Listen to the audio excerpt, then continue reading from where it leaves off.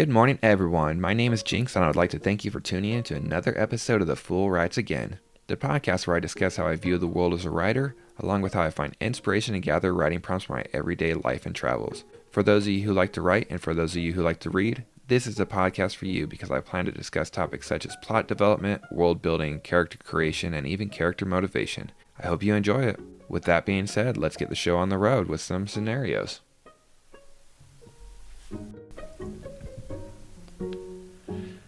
So imagine that you and your friends decide you want to take a trip to a foreign country and it's one you've never been to. Because you want to actually adventure and explore the world. So the seven of you book a trip to a country on the complete opposite side of the globe that speaks a different language than you. Some of you think about trying to learn the language, but you decide against it and are going to live in the moment. It's a very last minute trip and you fly there, land, and realize you don't know anything about the country because you planned a last minute trip, did not bother learning the language, and did not bother learning anything about the culture. So you decide that the best option is to hire a guide. You track down a nearby travel agency, hoping that there is some available, and you're in luck. They have 4 guides available. The receptionist at this travel agency hands you 4 resumes and tells you to look them over. You don't exactly know what you're doing, so you try your best to determine what's available. The first resume you pull out for guide number 1 has a 4.5 star rating. You look farther into it and see he has 10 years of experience, but claims he only has 8.5 due to taking a year and a half off for the pandemic. He's about 40 years old. He's traveled all over the country, stayed in most of the cities available. He is multilingual, speaking the local dialects, all of them, along with your native language. And then you look down to the reviews, and they say things such as super friendly, super helpful, fantastic translator, knows where the best ATMs are, the ones that don't charge fees, knows where all the money exchanges are and the ones that you should avoid. He has built a network of people in every city so he can easily get into anywhere, whether it's a restaurant or into a museum. And the reviews keep going on and on and on like that. And you see that there are thousands of reviews for him. So you mark his resume as pretty decent and put it in one pile of one to reconsider. You pull out the resume for guide number 2 and see he has 3.5 stars. He has 15 years of experience, but over that 15 years, he has worked at multiple tour agencies, and he can't seem to stay at one of them. He's about 45 years old, and while he's a native of the country, he has not been everywhere in the country. He primarily sticks to several individual cities and seems to only lead tours in that area. So the reviews end up saying super knowledgeable in cities he knows, not helpful in cities he doesn't know. Super friendly. He likes to engage with his tour group, joining them for games of cards at night, hanging out with them at bars. He is a great translator. He knows a lot about the local flora and fauna, but there's some negative reviews for him too, that he frequently sends his tour group on ahead without him, leaving them on their own for a couple hours at a time before he catches up with them, and some more along the lines of that. While that's not the end of the world for a resume or for a guide, you don't know what to do with him, so you place his resume next to the first resume you saw. Then you pull out the third resume and see that it has only 2.5 stars. The guide has 5 years of experience. He's about 30 years old, and he sticks only to cities. He doesn't leave the city. You start looking at the individual reviews for him and see some helpful ones. Friendly, knows what he's talking about, but then there's a lot of other ones. Super opinionated, doesn't bring the tour group to the places they want to see. Tends to ramble on about politics. There are a lot of negative reviews for him, and overall there's only a couple hundred reviews in total. So you can see not many people have used him as a guide. You put his off to a third pile, and you pull up resume number 4, and it has a flat 3-star rating. The guide's age is 64 years old, and he has 46 years of experience, and he seems to primarily stick to the jungle. He does not venture into cityscapes, and he is bilingual. You look through the reviews on there, And again, there's only a couple hundred reviews for him, and they seem to all be in line. Some of them say super helpful, some say super knowledgeable, knows everything about the jungle. Another review says other jungle guides come to him for advice. Can tell you about every tree, can tell you about how to survive in the jungle if you get lost, is always prepared for adventures in the jungle. Other reviews say not the best translator, hard to understand at times, tends to let his group go off with another guide because he is tired or doesn't want to go, is not always cognizant of his surroundings, and will frequently lead tour groups down a muddy path, allowing them to ruin their shoes. So, not the end of the world for that tour guide either, but you place his resume in a fourth pile, and you sit there with your friends trying to decide which tour group and tour guide you really want, rating them what is best. Do you want translator? Do you want knowledge? Do you want close to the same age of you? And it spans a while, and you hope you choose the right guide. But there's the possibility the guide you choose doesn't mesh with you anyway. Now, it might seem weird, but all four of these guides are ones I had while I was backpacking across Peru. And granted, I didn't get to choose my guide. I didn't go into a travel agency and review resumes. But these are actual reviews others mentioned about my guides too. So I got to Peru and started in Lima, and the travel agency I had booked through had already arranged one for me, and guide number one is the guide that led me through just about all of the country. He brought us to the different cities. He was on the buses with us everywhere, or on the trains with us, stayed in our hotels with us, and when we went to different restaurants, he really would help us order. He would try to request an English menu from the employees, and if they didn't have one, he would sit there and translate everything on the menu for us. If there was issues with our food, he would act as the liaison between us and the restaurant. We'd get to a new city and he would know exactly where to go for ATMs. He would tell us this is a good ATM to go to because they don't charge service fees, or don't go there because their service fees are super high. If we needed a money exchange, he would point them all out. He wouldn't just give us a map, he would actually walk us there and say, hey, this is a really good one to go to, avoid that one. And since I was in Peru for several weeks, we had to do laundry, so he would also point out different laundromats for us to use, ones that he's used for years because they were good. And it was like that in every city he brought us to. On top of that, we would frequently eat together, and my group was large. There was 14 of us there total, so he would find restaurants that had the cuisine we wanted, whether it was alpaca or guinea pig or pastas and things like that, ceviche, and he would call to make reservations, and it wouldn't take him long because he knew the employees there, because he had built a network of different facilities and buildings and companies he would work with in every city. He would let them know we were on our way, and they'd pretty much have our table ready for us, so we never had to wait. He was a super good guy to have, and my entire group, we really liked him. He's one I would use again. Now, the second guide is the one I had along the Inca Trail. I only had him for about 4 days, and he was knowledgeable on that. We were his 100th tour group to go along the trail with him, and the first day he led the way, but days 2, 3, and 4, I led the way, and he was in the back, and it wasn't exaggeration that he would let us wander for a couple hours before he caught up to us again. I would hope that I would choose the right trail. The Inca Trail is kind of easy to follow, but every now and then you come across a fork and you make a good guess. But when we were camping at night, he would join us at the campsite just to play cards with us for a couple hours to get to better know us. He would share recipes with us of the different meals we were having. Whenever we got to a new archaeological site, he would pull out books showing pictures of what it looked like when it was first discovered, who discovered it. He would tell us what the purpose of the site was, whether it was like a military encampment or if it was just a small village and settlement. He could point out what different farming areas were, or if it was used for like agriculture, or if it was used for aqueducts and things like that. Overall, he was super knowledgeable along the way, and every now and then we'd come across a spot in the trail that had wild strawberries growing, and he would point it out, allowing us to try if we really wanted to. I was happy with him as guide.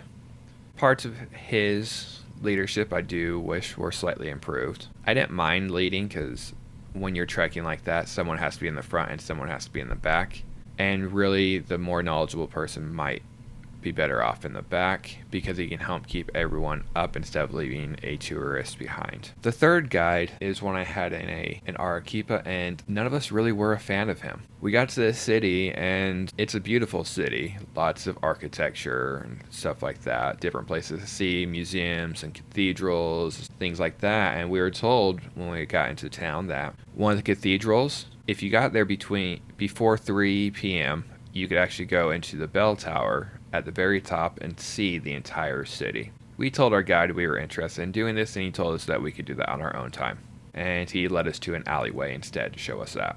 The places he led us were nowhere that any of our group wanted to see. He led us to a small bridge. He led us to an alleyway. He led us to an impoverished area. And we were all very confused. It was to the point where most of my group considered leaving in the middle of it and just trying to walk to our hotel again because we were not enjoying the tour group that much. And he was very opinionated. He didn't tell us much history about the place. He would tell us his opinion on the history of the place. In the impoverished area, he told us about what he wished his government did instead for that. When we got to the bridge, he pointed out why he didn't like the nickname of the city. And it just continued like that. And we were all confused, and we all felt we wasted money paying for his tour group. So, and we stuck along with him because we paid, but it was a tough choice. Now, the fourth resume I mentioned in there, that was my guide in the Amazon, and he was a very fantastic guide. I don't know how he would do in cities, but in the jungle, he pretty much knew everything. We'd see a random bug, he pointed out and say what it was doing. We'd see a caterpillar hanging, and he said, avoid this because you will itch for days if you touch it accidentally. He knew where all the tarantula holes were. He could tell us what fish were living in the rivers and ponds. He knew the food. He knew what trees were there. If you got lost in the jungle, he told us to look for this tree because it repels insects and animals, or try to find this tree because it will help you survive. He knew other trees, what they were used for, whether it was a garlic tree or a rubber tree or a tree that could be used to carry sounds throughout the entire jungle and pass messages along. Overall, super knowledgeable about that. And he really did let us go off with other tour groups though. We'd come back at night and people were going out on a midnight boat tour across the Amazon River. And he would pawn us up on another tour group because he didn't want to go, which is fine. The dude was 64 years old and probably tired at times. Other times he would take us on a tour along some of the trails, and the trails would be so thick with mud that there was no avoiding it, and I really did have to throw a pair of shoes away because they were that muddy and couldn't get clean. If he was a little more cognizant there, he would have allowed us to put on, or told us to put on rain boots before we went so we weren't ruining our shoes. And he really wasn't the best translator. I could understand him, but I actually had to pay attention and asked him to repeat a couple things here and there. And surprisingly enough, he did give me a small tour through one of the cities. It wasn't the super detailed tour, but he offered it because I had time available before I had to catch my plane out of there. Overall, he is very much a guide I would recommend. And I had other guides along my tour, but these are the 4 that really stuck out to me. They actually spent a reasonable amount of time with us. Now you may be wondering, why am I mentioning all these different guides? And that brings me into the topic of this episode. As a writer, it's very important to create characters. You can create a story, you can build perfect world and develop the perfect plot, but you can't do anything with that if you don't have characters to go in that. And just because you're a writer, it doesn't mean you have to only develop characters for the stories you're writing. Some of them can be used for other stories. For example, I'm not writing any adventure novels right now. I'm not writing any stories that require a guide, but I've now viewed multiple guides, so I am pretty much saving them as future characters for in case I do write an adventure story. I have guides available. And with that in mind, I didn't ever consider how many types of guides you could have. If I hadn't gone on this tour through Peru, I probably would have made every single one of my guides exactly the same. They're knowledgeable, they're helpful, and all this. I would not have considered really any negative aspects for them. I would not have given them a negative trait like super opinionated, not super fluent in either language, things like that. I would have probably made every single one of my guides like the first guide I had. Super knowledgeable, super fluent, knows exactly where to go, when to go there. And while I may use him as an example for stories, at times he's too perfect of a guide because there's nothing wrong with him. When you're creating a character, you want to create your characters to be three-dimensional and feel real. And if you look at people in general, no person is perfect. They all have some kind of flaw. Whether it is they are vain or prideful or can't really translate things like that. Can speak it, can't read it. There is some kind of fault there, and it makes them real. So it's good to include that when writing a character in a story. Now, you don't necessarily want a character that's only flaws. That doesn't go super well either, but my scenario in the beginning of this is something you really can do. Make your characters choose a tour group. Make them choose their own guide and have them review it. You can play it out and exaggerate where you have one guide that is super perfect and one guide that is completely the opposite and no one wants to use, and you can have fun with it. On the other hand there, maybe the super flawed guide only has 3 reviews.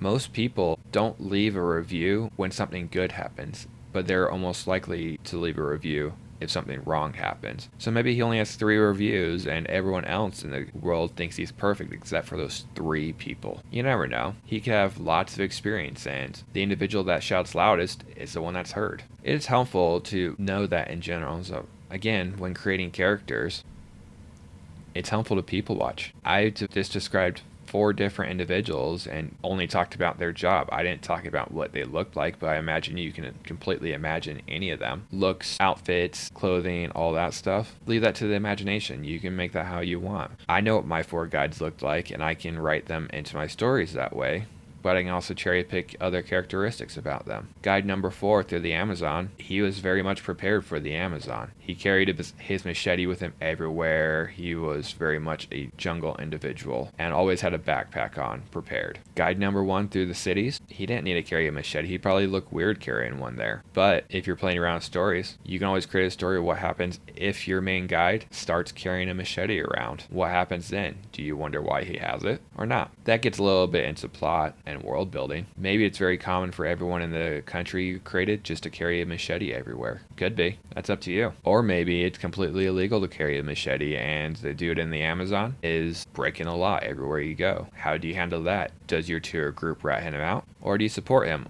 Or you threaten to support him? So a good character creation like that could also, again, build a better world or develop a better plot. I like creating characters. I always have several characters in the backlog. What I don't like creating is names. That part bugs me. But I went to Peru also and I encountered a lot of different names. One of my guides, he doesn't go by his first name because it is one of the most common names in the country. He goes by his middle name. Is that something your guide does? Does he go by his actual name? Does he go by a nickname? Is his name common? If you go into a tour group, are 5 of your 10 guides going to have the exact same name? Things to consider. Creating people and characters are easy if you know what you're doing. As I said earlier, I would never have created a good guide because I didn't know any guides. I'd never been on a tour like that. So Peru is helping me create a good guide, because I've now experienced a lot of them. I know what I look for in a guide, which will translate into my characters, because I know my characters now know how to look for a guide. I know what I don't want to deal with a guide, so now my characters know what they don't want to deal with a guide. The expression, write what you know, really does help and makes a difference. So again, write what you know. You can take my experience and use it for your own. I'm not using these characters in any way, and even if I did, 2 writers getting the same prompts will come up with completely different things. Because I interpreted it one way, doesn't mean you're going to interpret it that way, or a third writer or anyone else will. That being said, I think it's time to give you a prompt. A group of 4 friends travel to a foreign country and they choose the wrong guide. What happens with choosing the wrong guide? Do they get lost? Do they get stuck somewhere? Are they in jail? Do they not make it home? That's up for you to decide. Just have fun with the story. I don't care if it's a long story, a short story, flash fiction, or anything. I don't care if it really goes anywhere and leads into a bigger picture. Have fun with that prompt. Get some experience writing and practice. Unfortunately, we have reached that part of the episode where I have to call it a day and where I have to release you lovely listeners back into the world so you can find your own motivation and inspiration. But before I do that, I would like to say if you enjoyed today's episode, please like and subscribe. And if you have any writer friends, please send them my way. I'd love to have them listening. And please be on the lookout for the next episode where I talk about character motivation in Peru. Thank you all again for listening. Have a good one.